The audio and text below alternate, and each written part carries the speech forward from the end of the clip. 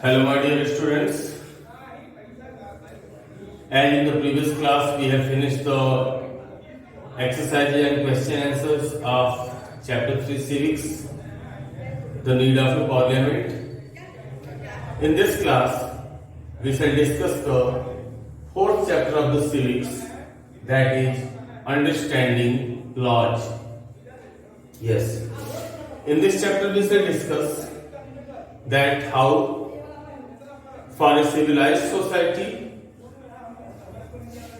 smooth functioning, law and order will not be possible until the law is written and it is practiced with stern measures and with a lot of effect. So, as it is clear from the name of the chapter only that we have to discuss the law. So first of all, it is very necessary to know what is law.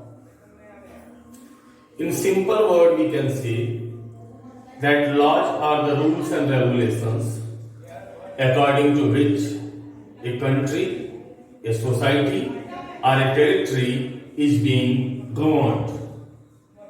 So, the topics which we shall cover in this portion, first one is need for the law, second one is rule of law, and third one is evolution of law in India. So first, need for law. As in today's scenario world, it is very necessary to have the law. If law will not be there, we can say that the working of any will be up and down. It will not be appropriate. I am giving some examples by which it will be understood to you. First one, just take the example of any game, either that is the football or the cricket or any other. Suppose you are playing any game and in that game there is no rules and regulations. So what will happen? Obviously, the game spirit will be disappeared. If referees will not be there, who will be there to decide who is the winner and who is the loser? Or in a simple word, we can say that without the rules and regulations or without the law, the game which will be played, that will be useless or that will be of no use. Second example, this is the best example for understanding your family or family of any individual.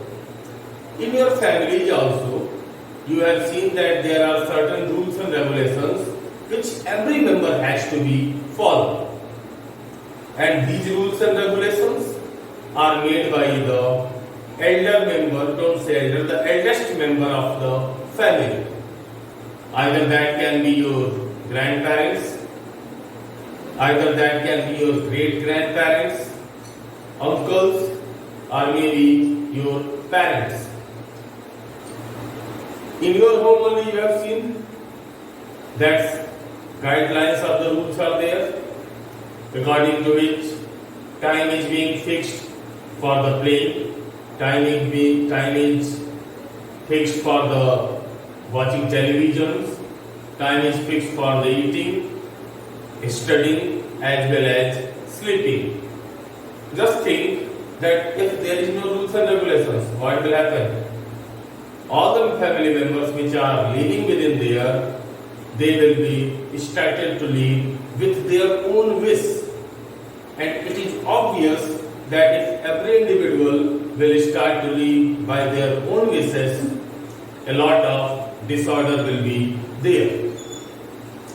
This is the main cause that it is very necessary for a society or for a family that there should be some laws, and only making law is not appropriate.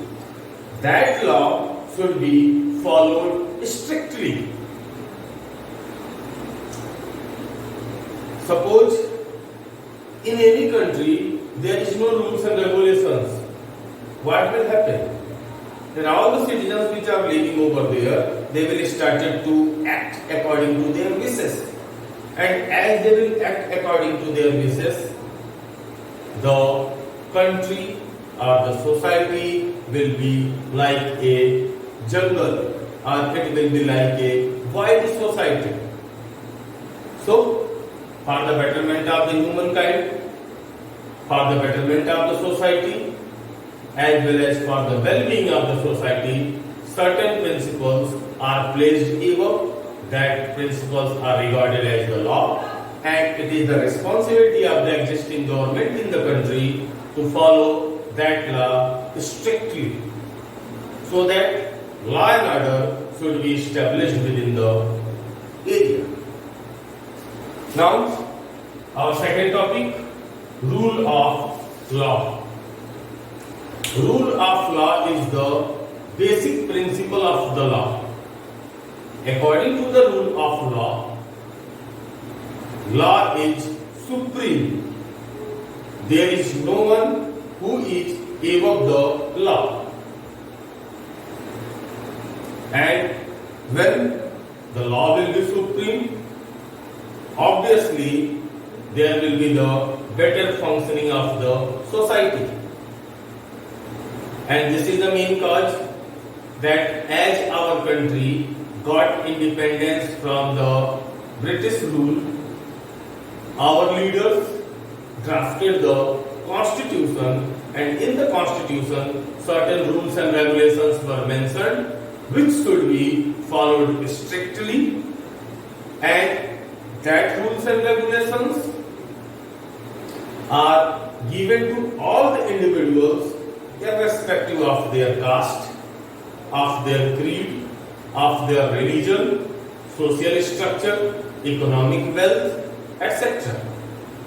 So in other words, we can say that according to the rule of law, anyone who is living in the society, either that is richer or the poor, belonging from the upper class or the poor class, that is not a matter.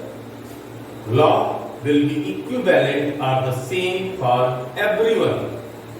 And it is the rule of law only which ensures our liberty, as well as it instructs us some orders that can be understood by the basic principle of our constitution, in which 6 fundamental rights are provided to the citizens of India. In the first chapter, we have discussed that the Constitution of India has given 6 fundamental rights to the citizens of India. Besides that 6 fundamental rights, there are some fundamental duties also which should be followed by the every citizen of our country. So here we can see that one side rights are provided to the citizen, another side they have to be abide by certain rules which they have to follow anyhow. So this is the rule of the law. Now last topic of today's class, evolution of laws in India. My dear students, practice of law in our country India was from the ancient time. But if we will compare the laws which were prevailing in the ancient time to the modern world, there are a lot of differences. Why? Because the laws which were practiced in the olden time, they were basically unwritten, means they were not written, and that laws were flexible, means according to the status and situation of the people, the punishment varied. But if we will talk in the today's scenario law, in the today's scenario law, either anyone's status is high or low, superior or inferior, respective place in the society or lowest place, that doesn't matter, the decision or the punishment will be same for the richer class as well as for the lower class.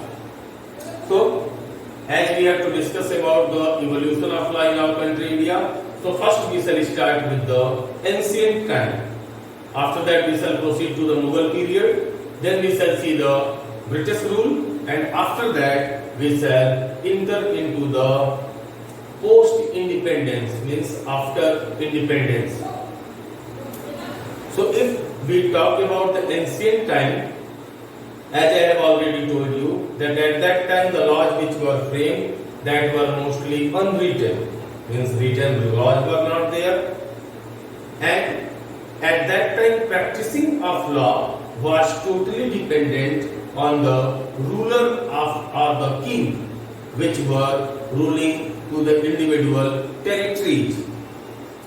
And there was one more demerit in practicing the law, that was the most awkward social level which was prevalent in the Indian society, that was the caste system. Yes, according to that caste system, as you have studied in the 6th class only, that whole Hindu religious groups were divided into the 4 classes: Brahmin, Kshatriya, Vaishya and Sudra. So according to the social and political status of the people, the punishment which were given, that were fluctuating. So we can't say that at that time the system of law was foolproof or everyone was getting the desired judgment. One more social evil which was practicing at that time, the lower condition of the woman. In that time society, women were considered as the inferior and downtrodden. So the status of the woman was also a question mark. After that, we shall proceed to the Mughal period. If we will talk about we shall talk about the Mughal period. During the Mughal period, the laws which were framed, that were according to the will of the rulers. As we are knowing, there were maximum Muslim rulers whose main policy was to spread the religion Islam, or to spread the teaching of the Islam. For that purpose, they made certain rules and regulations which can benefit their own religious group people. So during the Mughal period also, the laws which were prevalent in the India, that were not appropriate enough. Now, if we shall move to the British period, as we are knowing, British set up India as their colony, and they ruled our country India for more than 200 years. And the main aim of the British was to exploit the natural wealth of our country India in every possible way. Their motto was to divide and rule, means they were dividing the Indians on the basis of their caste and religion, and this was giving them a better opportunity to rule in a proper way. That's why the laws which were framed by the British government, that laws were also framed in such a way which can benefit a lot to the Britishers, and for the Indians there was nothing.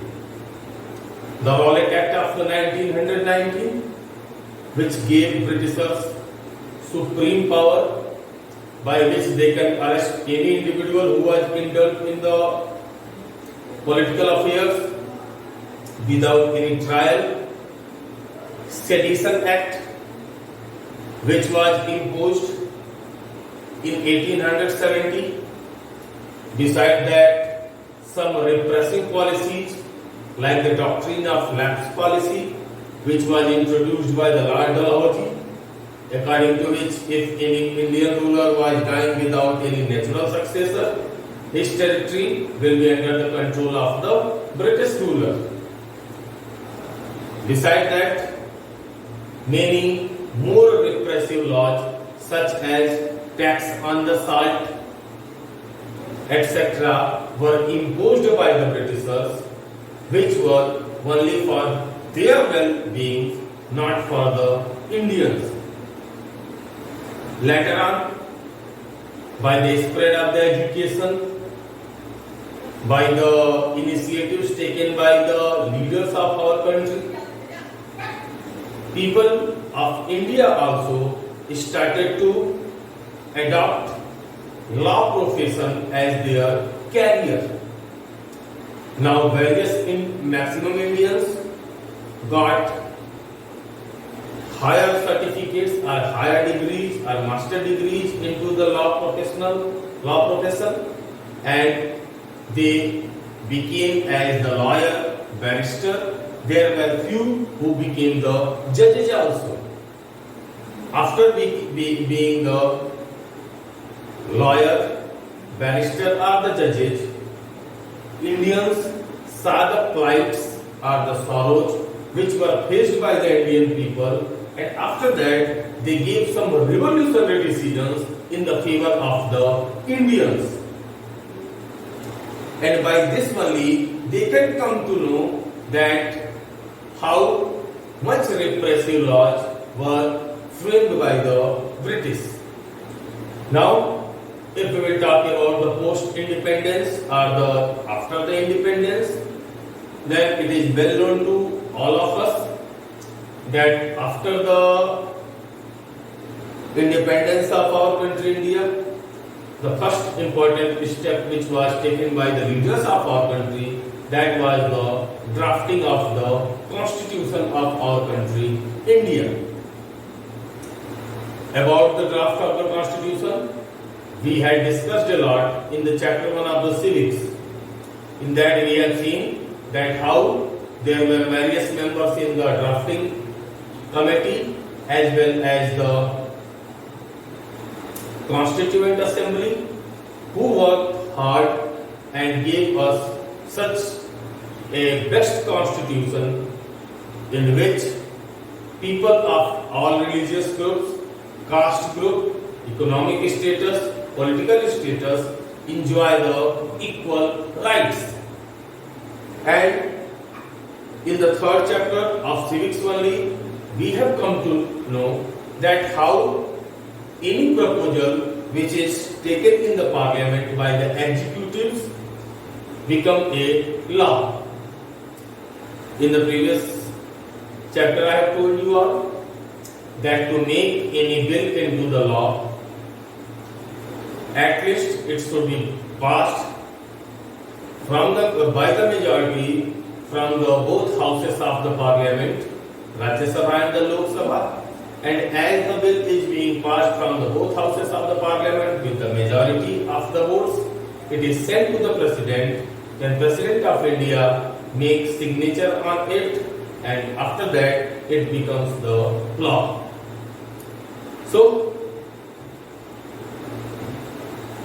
we came to know how much importance is of law for the proper functioning of any society, family, state, country, or any individual area. Now in the next class, we shall discuss more about this chapter. Till that time, bye bye my dear students.